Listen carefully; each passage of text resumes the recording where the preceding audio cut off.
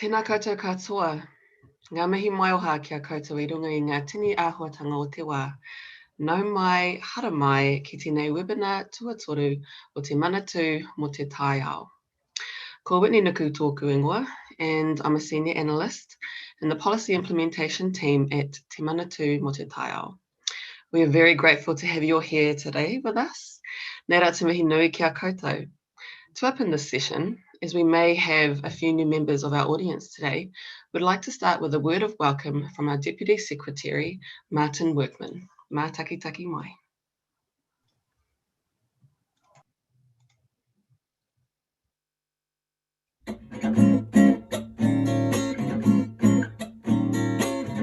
Kia ora, I'm Martin Workman, the Deputy Secretary for Sustainable Land Use at the Ministry for the Environment. Welcome to this webinar. You all have a role to play as we work together to achieve Te Mana o Te Wai. We're at an important point as we move from developing new national direction to implementation. Because every catchment and water body is different, there is no simple solution, but we are committed to working with everyone with an interest as we move forward. So thank you for participating. We all have the same goals to protect and restore our fresh water. I know you have a lot of questions and I hope this webinar will answer them for you. Thank you for making the time to join this webinar today. Nau mai hoki mai, welcome back.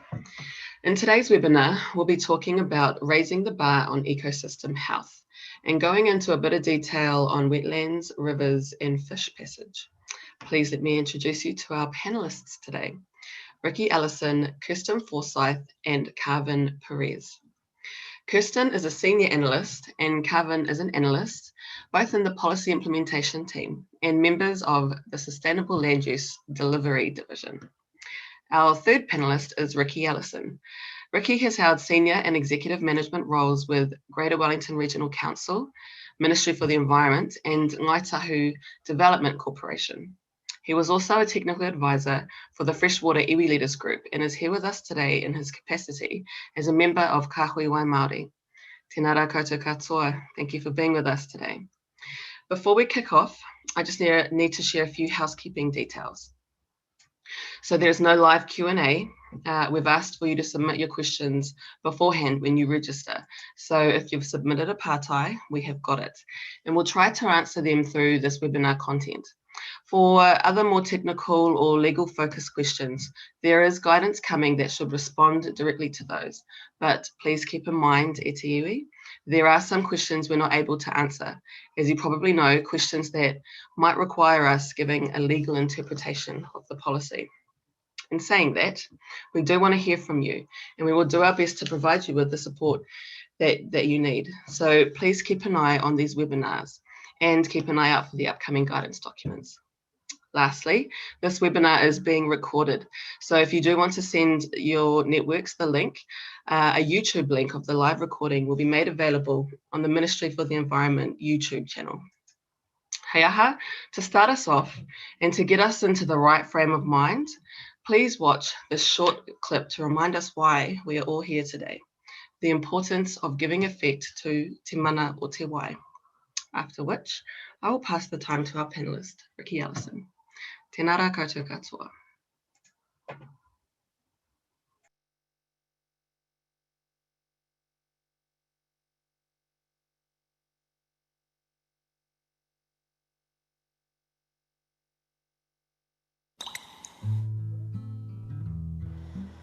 It's really important to be kaitiaki of our whenua. It's one of the most important roles in our farming business.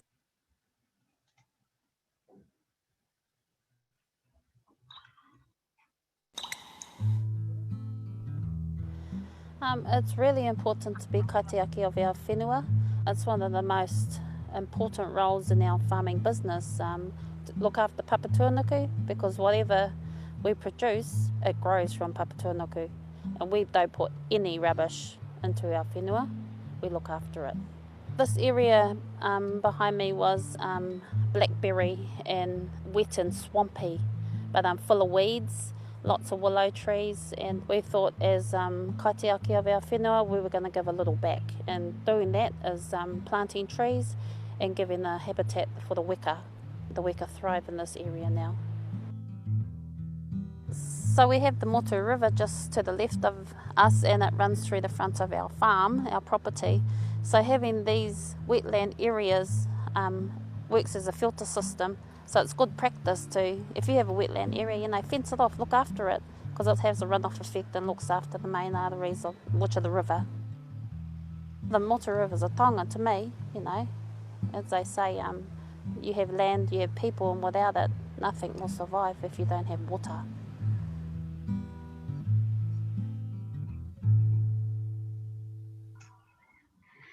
Matua Riki, tēnā koe. O kia ora tātou, kia ora Whitney. Ko Ricky Allison ahau, no Naitahu, Ngāti Tōrangatira, me Te Atiawa. And as Whitney said, I'm a member of Kahui Wai Māori. And just want to touch quickly on the concept of Te Mana o Te Wai, which you'll have already, I'm sure you're aware, is now a fundamental concept in part 1.3 of the NPSFM 2020. But at the same time, it's not a new concept. It was first introduced in 2014 in the preamble of the NPSFM, and then again in 2017 was elevated to Objective 001, which required everyone to consider and recognise Te Mana o Te Wai. And again in 2020, it's been elevated to being a fundamental concept and the requirement to give effect to Te Mana o Te Wai as well. So what is Te Mana o Te Wai? Why is it included in the NPSFM? Well, from an iwi perspective, it's really a fundamental concept of protecting the health and well-being of the waterways, as Pani has just articulated in that short clip there. But it also reflects the wider community values that we all have in our waterways. The desire to see them healthy and fulfilling their life-supporting capacity and providing that life-sustaining that water does for all of us. So all waters, in a Māori concept, all waters and all resources really have a mauri and mana for themselves. And those are not binary concepts. It's not like they have them or they don't have them. There's not a point where those things disappear or appear. They exist along a continuum, and by polluting our waterways or overusing and over-extracting from them, we can diminish Te Mana o Te Wai. At the same time, we can enhance Te Mana o Te Wai by reducing discharges or pollution or minimising overuse or reducing overuse to allow those resources to regenerate themselves. And really it's measured, I guess, in one way by how well those resources can meet the values that we as people place upon those resources, whether that be for swimming, drinking, food, kai, mahinga kai, whatever it may be. The ability of those resources to provide for those things now and very importantly into the future in terms of sustainable use of those resources is really where Te Mana o Te Wai comes into being. And it's about the long-term viability and sustainability of our water resources in this context, and ensuring that we support that those resources can support our environment, including us as people, now and into the future. So for Ngāi Tahu mō tātou a mō ka uri a muri ake nei, for us and for our children into the future. Now it's been recognised as a fundamental concept. From a perspective of Kahui Wai Māori, that's quite a game changer in the way we look at and manage fresh water across Aotearoa. And we think it'll change the way we view and engage with the wider management of our water bodies. So in a lot of places, I think the perception is that water is a resource there to be used, whereas if you apply Te Mana o Te Wai as a fundamental concept, you're flipping that around and saying, first of all, we need to protect and manage, we need to protect the life supporting capacity of that water body first. And once we've done that, we've set limits that provide minimum flows and minimum water quality standards. Once we've done that, then we can have a conversation about what's available to use after that, but not before that. So the real principle being that we need to protect it first and foremost, and you'll see that in the screen. There's those three obligations across the top there. The first being to the water to protect its health and well-being. It's the mauri of the water. So once we've done that, that's by setting the limits for minimum flows and water quality. Once we've done that, we can have a conversation around what's available for use. And first, in just determining that use, we need to look at what's essential to human health. Drinking water, food production for that community that's exists in that catchment. And then beyond that, we can look at other uses, but they need to come in that order rather than the current first in, first served. Let's just apply who applied first should be considered first. We need to think about these things more strategically, I guess. In the context of today's webinar, wetlands, rivers, fish passage, all critical aspects of Te Mana o Te Wai. And certainly from a iwi perspective, many of our taonga species like inanga, koaro, kiawai, whatever tuna, they rely on migrating up and down our waterways. That fish passage is critical to the aspect of Te Mana o Te Wai in terms of mahinga kai and our ability to sustain ourselves from those resources and that kai in the water. Ecosystem health, again, mahinga kai, all things that are critical to Te Mana o Te Wai and are picked up through the NPS FM. The second layer there, if you like, in the principles, there's 6 concepts there. The first 3, I guess you could say, are conceived out of Te Ao Māori, and the second 3 are more of a Western construct of water management. So mana whakahaere is really about reflecting the desire or the rights of iwi to be involved in decision making around fresh water, and that's reflected in part 3.4, I think it is, of the NPS, which requires active involvement of tangata whenua in decision making around fresh water. So that's mana whakahaere, iwi and hapu wanting to be involved or needing to be involved in the day-to-day decision making and governance of fresh water. Kaitiakitanga will be familiar with the stewardship in the RMA, part 2, section 7A, and stewardship, but from an iwi perspective, it's a much broader concept about people being part of the environment and part of the ecosystem, and that ecosystem being able to sustain us today and into the future. It's not just about for preservation's sake, it's about using a resource sustainably and making sure when we do use that, when we access that resource, that it can sustain us, but we're not taking away from the ability of that resource to sustain our future generations, and intergenerational thinking, if you like. Manaakitanga, again, is about the concept of sharing that resource with all the people in the catchment, so wanting to ensure, in terms of fresh water, our wetlands, our rivers, our streams, our lakes, they can all sustain the people that rely on them in that catchment. So it's about sharing that resource, an obligation to share that resource. Governance, I think we're all kind of familiar with the idea of governing water and managing water, and that's largely in the realm of regional councils at the moment. But again, the need to involve tangata whenua and iwi and hapu in that conversation. Stewardship, a fairly common concept I think everyone's pretty familiar with, about protecting it and care and respect. Again, the way we manage our waterways needs to reflect the care and respect we as people should be having for our natural environment. Underpinning that is the need for leadership. So again, you've got the treaty partnership model there, I guess. Iwi hapu Māori, Māori landowners, whānau and hapori, so the community, working alongside the Crown and the community to make sure that there is strong governance, strong and effective governance for our freshwater resources. I think there's often a perception that iwi hapu values are separate from everybody else's values, but I think there's an increasing awareness that these things there's a lot of crossover. There's a big area in the middle where we all share the same values. We want clean waterways. We want to be able kids to be able to go down the river for a swim. We want to make sure there's enough for today. We want to be able to provide healthy food. We want to go and catch the food, whether that's trout or tuna or whatever people are into, but we want to be able to access those resources in a way that maintains our connection to them, and it's not something that we shut off from because it's either too polluted, we can't get there, there's not enough water flow, whatever it may be.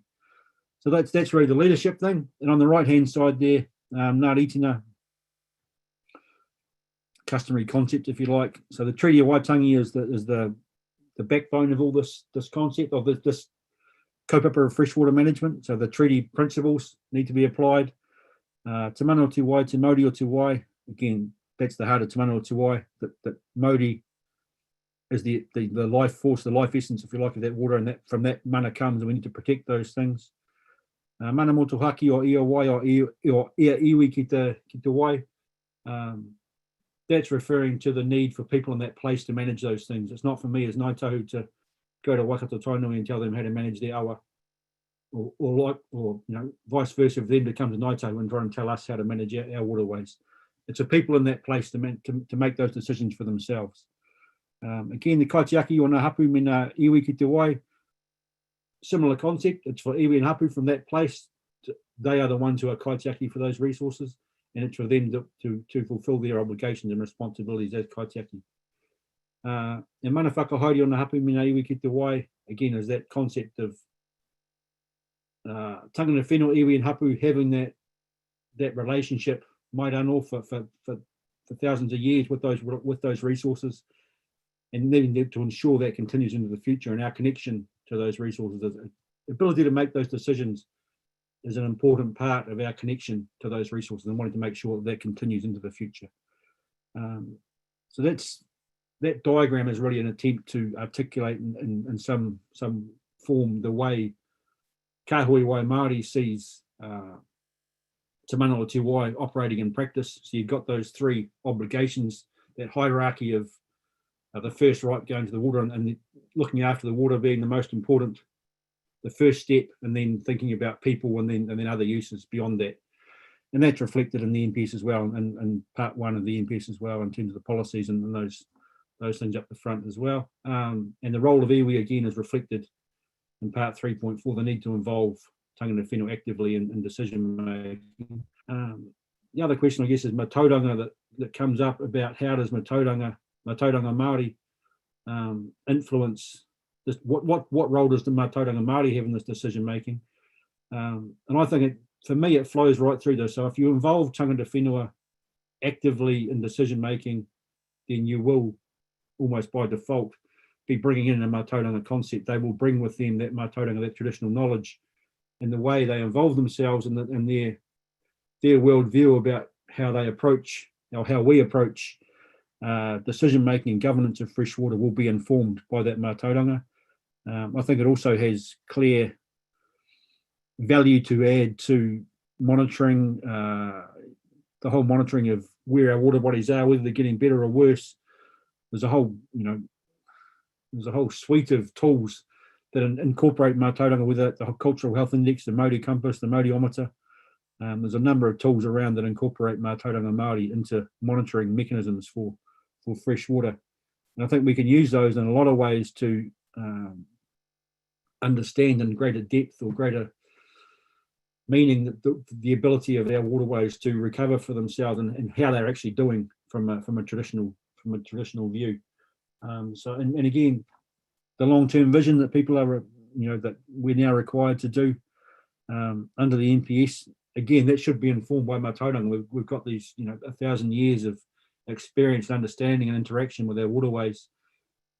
Would be silly not to make use of that knowledge and align that alongside more contemporary scientific methods to create a richer and deeper understanding, I think, of how our waterways are actually functioning, and how we can improve them back to where we, as a community, if we want them to improve, we can learn from the past and the mistakes we've made along the way. We've all made mistakes, and how we can improve that and get it back to a place where we be happy to, we're comfortable with our waterways, and we think Te Mana o Te Wai is being given effect to.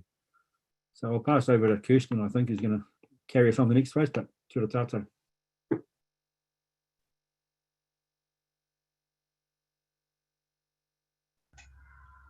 Muted.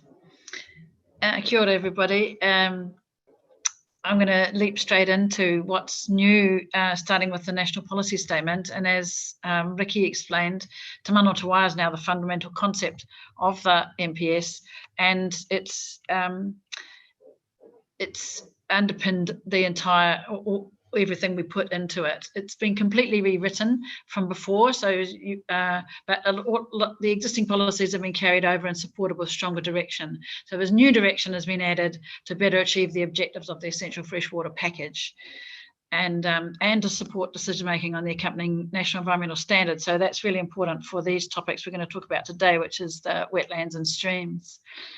There's 2 new compulsory values that are related to the 2 existing compulsory values that were there, the ecosystem health and human contact, but making the threatened species and Mahinga Kai compulsory values alongside the existing values means they must be explicitly provided for everywhere. And both of them are particularly relevant for wetlands and small streams. Another new part of this national policy statement is the effects management hierarchy. This is based on international best practice, and it goes further than what's required to achieve the purpose of the RMA in terms of avoiding, remedy, or mitigating the effects. So we'll be talking about that a little bit later. I think Carmen's going to talk about that. But this stronger direction for the effects management hierarchy was needed because of the continuing loss and degradation of New Zealand's wetlands. The national policy statement previously required regional plans to protect the significant values of wetlands, and yet more than 1,000 hectares has been lost in the last 20 years, and a lot of them continue to be degraded. And in addition to that, urban development around cities has seen kilometres of streams filled in, and this is particularly the case around Auckland and Wellington, where they've been piped or filled. And small streams are very important for ecosystem health. And when they become stormwater pipes or concrete channels, fewer species can live there. So, I mean, the best they can manage is to get through the channel or the pipe to some real habitats upstream or downstream. And another reason for adding these new provisions actually was the recommendations of the Waitangi Tribunal last year and its report into Māori rights and interests in fresh water. And in that report, the tribunal recommended that, among other things, that the Crown provide better protection of wetlands and native fish habitat. So that's where we got to with those. So on the next slide about threatened species, I just want to, so we've got multiple things here. I just wanted to highlight that, as we mentioned, threatened species is now a compulsory value, and councils must identify habitats of threatened species and areas used for Mahinga Kai in their regional plans, and the plans must be notified by the end of 2024. And many wetland flora and fauna are threatened, and this includes birds and insects, not just the fish and the plants. The banded dotterel in this picture actually is not a wetland plant, but lives in the beds of rivers, and it's nationally vulnerable. But also the damselfly is nationally critical. So both of them fall into the threatened species categories. So many wetlands are habitat for dragonflies and damselflies. I just wanted to give them a special mention. And some of them live in the tarns above the tree line, and some of them are in the low gradient small streams in the forests. And before we leave this slide, I just wanted to mention stock exclusion. I know we talked about it in webinar 2, but I'd like to recap in terms of wetlands. So if a wetland is identified in an operative regional policy statement, or a regional plan or a district plan then cattle, pigs and deer must be excluded from that wetland by 1 July 2023. And from 1 July 2025, cattle, pigs and deer must also be excluded from wetlands that are subsequently identified in regional plans. So this will include the wetlands that are identified in accordance with the new compulsory values. So that's how the stock exclusion rules will apply to them. And now I'm going to hand over to Carwyn, who's going to explain the new provisions about wetlands and rivers. Thank you, Kirsten. Tēnā koutou, tēnā koutou, tēnā koutou katoa, ko Carwyn Paris tōku ingoa. And today I'll be running you through the provisions for wetlands and rivers. Despite providing essential ecosystem services like nutrient cycling, carbon sequestration, flood buffering, water purification, and habitat provision for endemic and threatened species, like those discussed earlier, historically, the values of wetlands have not been recognized. And today, 90% of Aotearoa's original wetland extent has been lost. For the 10% that remains, these wetland provisions have been made. Both the NPS and NES apply to natural wetlands. The definition for this is contained in the NPS. Natural wetlands have the same meaning as in the RMA, but do not include constructed wetlands, geothermal wetlands, and improved pasture per the definition you see on screen. Let's discuss these terms a bit. Constructed wetlands are wetlands that were constructed by artificial means and include wetlands constructed for water storage, the containment, attenuation, or treatment of stormwater and contaminants, or for landscaping and hunting, etc., etc. It is not our intent to regulate constructed wetlands, and most councils already have definitions for constructed wetlands in their operative plans. However, if a wetland was constructed to offset the impacts on a natural wetland or to restore a former natural wetland, then it will be classed as a natural wetland, and these protections apply. Geothermal wetlands were excluded from this policy because 1, this is a set of policies for freshwater, and 2, most geothermal wetlands already have some level protections in place. If you'd like to know more, the Waikato Regional Council has some resources regarding geothermal wetlands.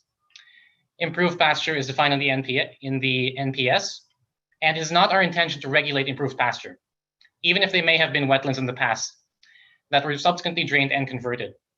This does not mean that you can convert extant wetland into pasture. And now we come to the question of delineating wetlands on the next slide. At times, what is and isn't a wetland isn't so clear cut. On the left, we have a lake margin that is a wetland. On the right, we have something that probably isn't. In cases where there's uncertainty or dispute about the existence or identity of a natural inland wetland, the wetland delineation protocols are incorporated by reference in policy 3.23, subclause 3. All materials incorporated by reference can be found on the MFE website. The wetland delineation protocol is based on the US wetland delineation system for regulatory purposes, which uses 3 criteria: vegetation, soils, and hydrology. This has been adapted for use in Aotearoa via the vegetation tool and hydric soils tool, which you can find in the references of the protocol. We currently have a contract underway to complete the hydrology tool, which we expect will be completed in the first quarter of 2021. However, the tool used to delineate wetlands based on vegetation does not differentiate between whether a species is native or exotic. This may mean that an area is recognized as a wetland using the delineation protocols, but fails the definition of a natural wetland under the NPS-FM. In cases like this, the Council may use the stringency clause 3.12(2)(a) to recognize wetlands that fail the definition according to percentage of exotic species, but have other wetland characteristics that bear protection. This stringency clause allows councils to provide protections for non-natural wetlands as well, such as constructed wetlands or induced wetlands, i.e. those that were caused by man-made changes, such as roadways, construction, or culverting. Note that the stringency clause does not just apply to wetlands. Nothing within Part 3 of the NPS, which is where the wetlands, rivers, and fish passage provisions are housed, prevents a local authority from adopting more stringent measures than required by the NPS. But first, let's talk about the NPS on the next slide. The wetland policies in the NPS apply to natural inland wetlands, which are natural wetlands that are outside the coastal marine area. What the NPS-FM does is it directs the contents of regional plans. Clause 3.21 contains a policy which must be inserted into current regional plans without using the Schedule 1 process of the RMA, per Section 55(2)(a). This will come into effect as soon as possible. Note that rivers and fish passes also have similar requirements to insert policies directly into current regional plans. These are necessary to ensure that protections are placed as soon as possible. The policy that will be inserted is: the loss of extent of natural inland wetlands is avoided, their values are protected, and their restoration is promoted. However, there are exceptions where the loss of extent or values of the wetland arises from specific activities, such as the customary harvest of food and resources undertaken in accordance with Tikanga Maori, restoration activities, scientific research, the sustainable harvest of sphagnum moss, the maintenance or construction of wetland utility structures, the maintenance or operation of specified infrastructure, which is a definition we'll get to in a bit, or for natural hazard works. More detail on these definitions can be found in the NPS and related statutes. These activities are related to the NES, and specific rules regarding them will be found there.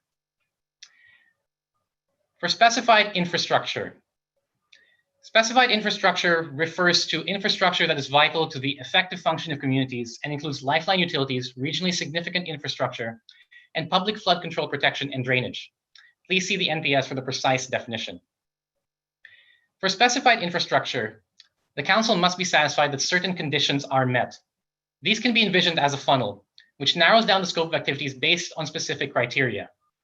First, the activity must be necessary for the construction or upgrade of specified infrastructure. Second, the specified infrastructure must provide significant national or regional benefits. Third, there is a functional need for the specified infrastructure in that location. And last, and certainly not least, the effects of the activity are managed through applying the effects management hierarchy. We'll go through a few of these terms. The functional need has the same definition as the one in the National Planning Standards 2019. And to reiterate, that means that there's a need for the activity to traverse, locate, or operate in a specific location because it can only occur in that environment. Regional plans, furthermore, should contain policies that promote wetland restoration to give effect to the three overarching policy objectives discussed earlier. This will involve the active intervention and management of wetlands in the region aimed at restoring their ecosystem health, indigenous biodiversity, or hydrological functioning. These should be appropriate to the wetland type and location. As such, the specifics of the restoration efforts will be up to the councils. Note that some restoration activities may require resource consent. More information in the NES section. Now we will look at the effects management hierarchy. The effects management hierarchy is the cornerstone of the wetlands and rivers policies. It is a set of international best practice for managing the adverse effects of activities and goes further than the avoid, remedy, or mitigate direction found in the RMA, as Kirsten alluded to earlier. It must be applied sequentially. Adverse effects must be avoided, minimized, or remedied in this order before offsetting or compensation, in this order as well, can be considered. It is applied in two ways. If you are applying for consent, councils will assess your application based on whether you have demonstrated how each step of the effects management hierarchy will be applied to any loss of values or extent of the wetland that your proposal entails. If you are a consenting authority, then you must ensure that any consent you grant is subject to conditions that apply the effects management hierarchy, as well as monitoring to measure it with the potential adverse effects of the activity. Please note that offsetting and compensation should be seen as the two last resort options, where more than minor residual adverse effects of the activity cannot be avoided, minimized, or remedied. Offsetting and compensation presume the original wetland or part thereof is lost. Many values, especially biodiversity, cannot be offset or compensated due to irreplaceability or vulnerability. If more than minor adverse effects of the activity cannot be avoided, remedied, or mitigated, and offsetting and compensation are not appropriate, then the council should ensure that the consent is not granted. To differentiate from biodiversity offsetting and compensation, for wetlands and rivers, it is known as aquatic offsetting and compensation. Precise definitions can be found in the NPS. Until guidance comes out, aquatic offsetting and compensation under the effects management hierarchy can be measured and monitored in accordance with currently available guidance on biodiversity offsetting. However, note that the NPS FM 2020 and NES require consideration for the full range of values when planning offsets or compensation, other than indigenous biodiversity. These include ecosystem health, hydrological functioning, mahinga kai, and other Maori freshwater values and amenity values. And as a segue, we will go on to monitoring and mapping. Per the NPS, regional councils need to identify, map, and monitor natural inland wetlands that are larger than 500 square meters, or of a type smaller than that if it is known to contain threatened species. Councils do not need to map wetlands located on public conservation lands or waters, other than those administered by the local council. In essence, if you manage it, you map it. Councils may map these conservation lands and waters, or even coastal wetlands at their own discretion, per the stringency clause we discussed earlier. Public conservation lands and waters are defined in the Conservation General Policy 2005, in cases of doubt. Wetland mapping must be completed by 3 September 2030. It is a significant task that has been given a 10-year timeframe for completion. Councils must prioritize mapping, for example, by first mapping any wetland at risk of loss of extent or values, then mapping any wetland identified in a farm environment plan, or that may be affected by an application for or review of a resource consent, then all other natural inland wetlands. Every council must maintain an inventory with minimum data standards set out in the NPS-FM. This is to give both local and central authorities the data necessary for the continued assessment of wetlands, and to ensure that monitoring and mapping data can be found in the same location. Monitoring should provide enough information for the council to assess whether its plan provisions are successfully ensuring no net loss of wetland extent and values. The mapping and monitoring information collected should be used to create and maintain an inventory of wetlands in the region. The data collection will support councils to track the health of wetlands in the region and provide a baseline for restoration efforts. And now we move on to the NES. While the NPS only applies to natural inland wetlands, the NES also applies to natural wetlands found both inland and in the coastal marine area. The NES prescribes activity statuses and detailed conditions for various potentially damaging activities in and around wetlands. These are related to the activities that are specified in the NPS. The new standards do not apply to the customary harvest of food or resources undertaken in accordance with Tikanga Maori, as mentioned above. The activity status given is determined by the purpose of the activity, the type of the activity, and the expected adverse effects on the natural wetland. For example, restoration is a permitted activity within wetlands, but requires a consent if there is a risk of significant adverse effects or there needs to be oversight. Detailed information on activity statuses that apply to particular activities can be found in the wetlands fact sheet available on the MFE website. I encourage you to read it. The NES also details matters to which the discretion of a consent authority is restricted. Some activities that cause complete or partial drainage of all or part of a natural wetland are now prohibited. As with the NPS, the NES includes a stringency clause, section 6 if you're wondering. Regional rules or resource consents may be more stringent than the regulations. More lenient rules in regional plans will be superseded by the NES. How the NES applies to existing consents is detailed in the fact sheets as well. And now we move on to your questions. For questions 1 and 2 on screen, for this answer, we'll talk about the rationale behind the infrastructure exceptions. The wetlands provisions in the NPS-FM derive from Policy 6. There is no further loss or extent of natural inland wetlands, their values are protected, and the restoration is promoted. The wetlands rules in the NESF are designed to complement this. At the same time, the regulations seek to recognize the value of infrastructure to people and the environment. Wetlands are influenced by their catchments and immediate surrounds. So restrictions on activities within a setback are necessary to give effect to the policy to avoid loss and protect the values of wetlands. The NESF treats infrastructure activities based on the likelihood of harm. The regulations permit activities for the maintenance and operation of infrastructure provided specified conditions can be met. Make these maintenance and operation activities restricted discretionary where the conditions can't be met, meaning there's a higher risk of damage.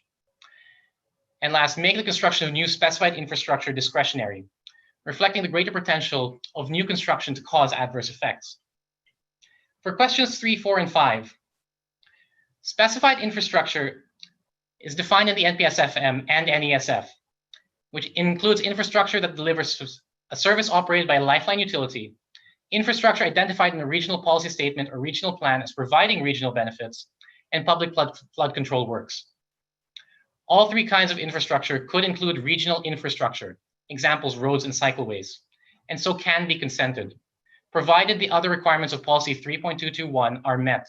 Example, there's a functional need for infrastructure in that location. For question 6, we'll be talking about drains. NESF regulations 52.1 and 2 make activities within a setback of 100 meters that result or are likely to result in complete or partial wetland drainage non-complying. If activities for the purpose of maintaining existing drains don't result in complete or partial drainage of the wetland,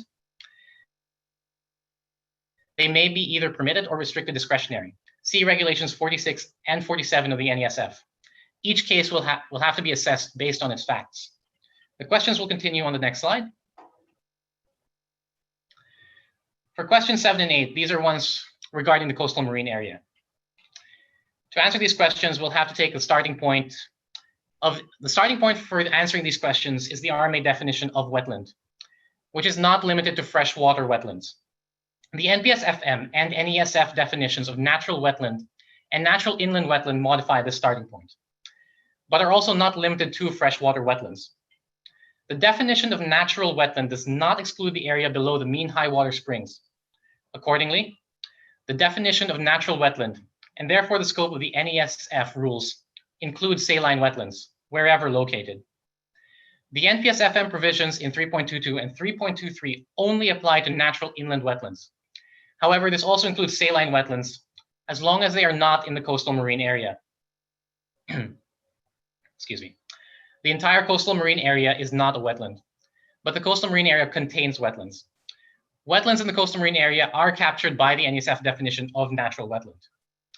We received a question about mangrove clearance within the CMA as well. The activity classification for mangrove clearance depends on its purpose. Vegetation clearance in a wetland done for some purposes is permitted, examples restoration. For other purposes, it's restricted discretionary, for example, the construction of wetland utility structures. For others, it's a discretionary activity, for example, construction of specified infrastructure. And for purposes without another status in the NESF, it's a non-compliant activity. For question 9, we'll be talking about dam gully heads. A wet pasture gully head will only be covered by the NPS-FM if it falls into the definition of a natural wetland. If it is improved pasture with more than 50% exotic species and subject to temporary rain-derived pooling, or the definition we saw earlier, it is not subject to the NPS-FM policies or the NESF rules. If the gully head is wetted by other means than temporary rain-derived pooling, for example, it is a seepage, it is classified as a natural wetland for the purpose of the NPS-FM and NESF. For questions 10, 11, and 12, we'll be talking about mapping again. Most of this was covered in the mapping and monitoring slide above, but to reiterate, councils do not have to map wetlands if they are on public conservation lands and waters, other than those administered by the local council. See policy 3.232. Councils only have to map wetlands less than 0.05 hectares in size if they are naturally that size and known to contain threatened species. Councils have up to 10 years to complete mapping, and we are currently investigating the best option for simple, easy-to-use mapping methodology. We expect to report back in early 2021. We are aware that it can be challenging to apply the wetland definition. We are aware that it can be challenging to apply the wetland definitions that we discussed earlier. Within a wetland where there are mixed species, as the wetland delineation protocols in 3.233 do not differentiate between exotic and native species. To assist, we are currently working on a hydrology tool for the wetland delineation protocols, including a means to determine the length of temporary ponding after rainfall, which we expect to be complete in the first quarter of 2021. If you have additional questions, you may submit them to us later. But now, on to rivers. The policies for rivers and streams are a lot like wetlands, but not as strict. The provisions of rivers and streams were put in place because, like wetlands, once streams and rivers are lost, the damage is difficult and expensive to reverse. Over time, the cumulative effects of river loss, including through activities like piping, reclamation, and permanent diversion, lead to declines in threatened species, ecosystem services, and cultural values. If you follow the consultation draft, this policy was known as stream loss. The definition for rivers here is the same as that from the RMA, which includes streams and modified watercourses. The policy here that must be inserted into regional plans is: the loss of river extent and values is avoided unless the council is satisfied that there's a functional need for the activity and the effects are managed using the effects management hierarchy. The rivers policies are not restricted to specified infrastructure. Otherwise, everything we went over about functional need and the effects management hierarchy applies. There is only one rule in the NES related to rivers, and that is that the reclamation of the bed is a discretionary activity. This can be made more stringent in regional plans via S61 of the NES. Reclamation is used in the same way as the NZCPS and defined in the National Planning Standards 2019, similar to functional need. And it means the man-made formation of permanent dry land by positioning of material into or onto any part of the water body, bed of a lake or river or the coastal marine area, and includes the construction of any causeway, but excludes the construction of natural hazard protection structures such as seawalls, breakwaters, or groins, except where the purpose of those structures is to form dry land. And now we go from the rivers to what lives in them. For fish passage, I'll hand you back to Kirsten. Thanks very much, Cowan. So yeah, what lives in them? Those little creatures on the top right are the inanga, and they are one of the whitebait species, one of the most common of the whitebait species. They live in the lowland streams and they spawn on the stream banks at high tide. They're very poor climbers as well, so they can't, they don't get very far upstream. And the eels in the lower photo, they also need to travel up and down the rivers during their life, and they arrive as elvers from the sea and they grow to maturity in the rivers, and they leave at the end of their life to breed in the ocean. People think it's probably the Tonga Trench. So there's many other species that need to come and go. So this is why the objective has been drafted in the national policy statement, and it's to be inserted directly into regional plans. And the reason that's been it's been directed this way is so that it'll influence decisions made on applications for non-complying activities, because consents for non-complying activities cannot be granted if the activity is contrary to objectives and policies in the regional plan. So it's also the same with those other policies that Carmen talked about that are being inserted straight into the regional plans. So the other changes on the slide there to be made to regional plans, they're directed by clause 3.26 of the National Policy Statement. These will be made using the freshwater planning process, like all the rest of that, the direction from the NPS, and they'll have to be in the plan by the end of 2024. So the new the requirements that go into the regional plans will affect existing and new in-stream structures. So councils have to identify desirable and undesirable species and their habitats. That's one of the first things. The NPS doesn't specify whether these species are native or exotic or even pests. They could be either, which is why the councils must have regard to the freshwater fisheries management plans and the sports fish and game management plans and seek advice from DOC when they're making these decisions. Because a species that's desirable in one reach may be undesirable in another. And there's also places where some desirable species are currently protected from predators by structures that block fish passage. So it's important to understand what these are before re-establishing fish passage. So plans are also required to put in assessment criteria for consents, and these will guide decision making on new structures as well as on alterations to existing structures. But the regulation can't require people to alter existing structures for fish passage purposes. So that's what, for the remediation part of it, it's very useful for councils to promote their remediation, especially for structures they own themselves, and to identify where and prioritise where this can happen. So the way that this is directed is for councils must prepare an action plan or a work program to identify where they can achieve the fish passage objective. I'll just go on the next slide, actually, there. Thank you. This is, as you can see, this culvert doesn't promote fish passage. Fish can't jump to this height, and once in the pipe, there's no resting place for them to make their way all the way up. So the National Environmental Standard applies to new in-stream structures. And the specific wording is the placement, use, alteration, extension, or reconstruction, and it applies to any new structures as from 3 September 2020, or an alteration to a new structure. It doesn't apply to customary weirs, though it's, yeah. And the rules apply to the culverts, weirs, and passive flap gates. And otherwise, the rules in the regional plans apply. And the regional plans can adopt more stringent rules. So, but the information requirements apply whether the structure is allowed as a permitted activity in the NES or a regional plan, or by a resource consent. So that looks quite confusing at first, but I hope that makes it clearer.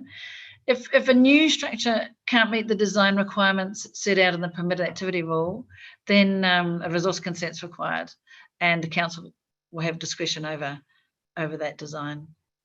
But all the rules apply to structures installed in rivers. It's another thing to remember, but there's also many stormwater drains that connect the sea to the upstream habitat. And they're not restricted by these rules, but the councils could adopt rules in their regional plans that require fish passage in these structures. Because as we know, sometimes, especially in these urban areas, the fish do manage, and the eels do manage to get through some stormwater into some good habitat upstream. So that the National Environmental Standard allows, also on the other hand, that it allows district rules, regional rules, or resource consents to be more lenient than Regulation 70 to 74, but only if the rule is made for the resource consent, or the resource consent's granted for the purpose of preventing the passage of fish in order to protect a particular fish species or their life stages or their habitats. So that's something to bear in mind. And on the next slide, we've got some good photos of some good examples here. There's what's to bear in mind is that good fish passage preserves the existing hydrological conditions in the stream that it's to the best that you can, and it allows the desired species to access, because some fish may be stronger swimmers than others, and so you need to know which fish you're wanting to let through and help them get through. So that's it on that slide. And now we've got some questions. First of all, that photo is another one of the whitebait species. It's the giant kokopu. It's more famous in Inanga. It's one of the whitebait species, and the juveniles of the giant kokopu hatch at sea, and they swim into the rivers in the late season, apparently late spring, and where they grow up. But unlike Inanga, there's very little known about where they spawn.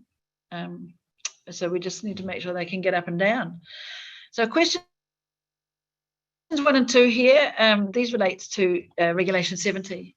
And what's important to bear in mind, instead of just concentrating on the velocity, what's important to bear in mind is what is the status quo before you put your structure in terms of desirable fish passage. So the condition about mean cross-sectional water velocity in the culverts must be no greater than the all immediately adjoining river reaches. That applies at any time, but it doesn't relate to particular flows. The purpose is to ensure that the water flowing into the culvert from the immediately adjoining upstream reach doesn't cause an increase in velocity when it passes through the culvert. So like if the culvert was much smaller than the river going into it, then the velocity is going to get higher, and that's not allowed by that regulation. So likewise, when the flow is leaving the culvert, it can't just increase in velocity when it flows into the immediately adjoining downstream reach. So, and on question 3, the regulatory requirements for extensions to existing culverts are controlled by rules in the regional plan. So if a consent's required, the consent authority would have regard to the new objective when it's assessing the application, because that new objective will be inserted straight into the plan. And lastly, if it requires remediation, the National Policy Statement requires regional councils to prioritise structures for remediation, applying the ecological criteria described in Table 5.1 of the New Zealand Fish Passage Guidelines. So in general, you would know that a structure requires remediation if it clearly presents a block to fish passage and there's appropriate habitat on one side of the structure that's inaccessible to the desirable species.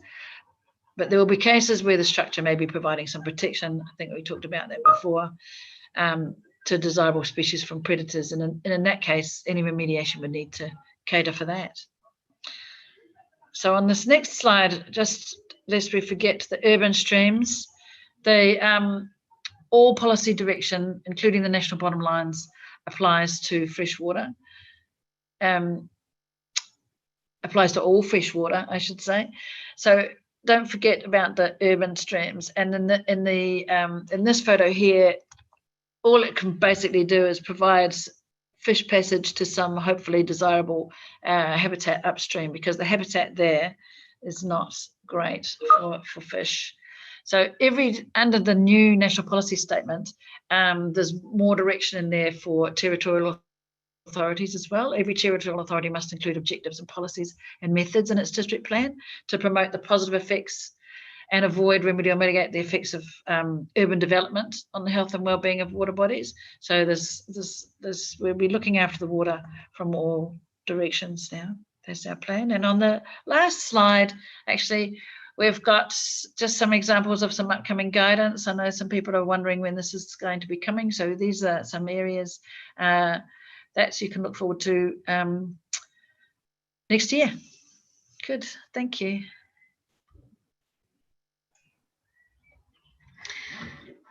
Tēnā tātou, ngā mihi nui ki tō tātou panel.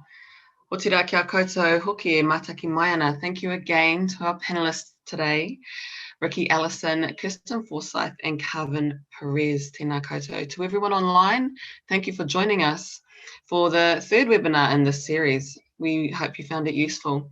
If you've had any more pātai arise after the session, you can email us on freshwater@mfe.govt.nz. But just to remind you, we do have technical guidance documents coming that will address the more technical questions you've raised. So thank you for taking the time to send these to us. But also, please do stay tuned to these webinars. There are different types of guidance that will be talked about in the upcoming webinars. Also, I have just seen in the chat, yes, this webinar has been recorded, and it will be available on the MFE, Ministry for the Environment, YouTube channel a little bit later this week, or early next week, but hopefully later this week. And finally, just so you know, you will receive a feedback form shortly. We'd be very grateful if you could fill that out for us. It's just an easy, anonymous form and should only take you a couple minutes.